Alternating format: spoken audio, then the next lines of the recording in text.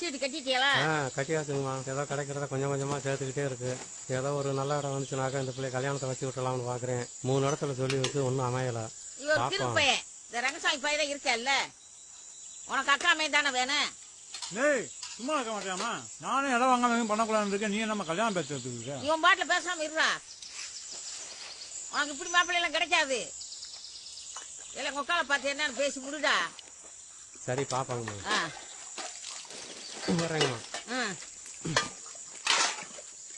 நான் சொன்னதை ஓசை பண்ணி பாருங்க. சரிங்கம்மா.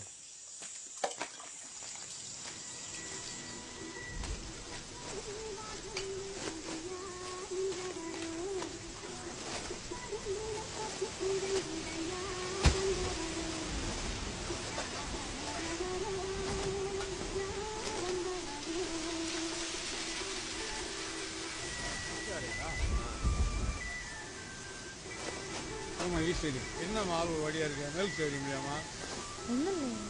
அது வேற ஒண்ணும் இல்லண்ணே. கீழே பாக்கியம்மாக்கா ரங்கசாமிக்கு ஈர்த்து வரைக்கும் கல்யாணம்னு பேச எடுத்துச்சு. அப்ப இருந்து இப்படி உம்முனே வருது. பாக்கியம் என்ன சரியா தான் சொல்லிருக்கு. இது ஏன்டா ஓசிக்காமட்ட? ஏண்டா காளியம்மா உனக்கு அக்கா முறை தானடா வேணும்? அப்படி பார்த்தா இந்த பிள்ளை ரங்கசாமிக்கு முறை தானடா?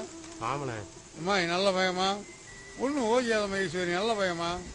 உனக்கு என்னடா சம்மதமாடா? எனக்கு காளி மகளுக்கு சம்மதம்னா எனக்கு சம்மதம்ண்ணே. அப்புறம் என்னடா காலையில் வெள்ளை வாடா காளியம்மாட்ட போய் பேசிட்டு வந்துடுவான். சரிண்ணே போவோம்ண்ணே. கைக்குள்ளே மாப்பிள்ளைய வச்சுட்டு ஏன்டா ஊர்லாரு அவரை?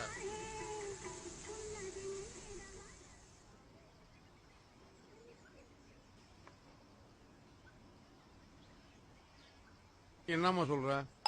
நான் என்னன்னே சொல்றது? இடம் வாங்கி கல்யாணம் முடிக்க முடியும் ஒரே வீம்புல இருக்கான்னு. ஏய் வேண்டாம், இடம் வாங்கி முடிச்சிருந்தா நீ பிறந்திருப்பியாடா? ஏண்டா எங்களுக்கு தெரியாதாடா? அது இல்லைங்க. பேசாதரா. ஏமா முடிவா நீ என்னம்மா சொல்ற? மொத்தமான கல்யாணம் முடிச்சு வைக்க முடியும் எனக்கு ஆசை இருக்காதானே? சம்மந்தம் தானே? சரி உங்க உட்காந்து சரின்னு இருந்துச்சுலடா. ஒரு நல்ல நாளை பார்த்து குடுக்கறதுக்கு ஏற்பாடு பண்றேன். சரிண்ணே. போயிட்டு வரேன் காளியம்மா. சரிண்ணே.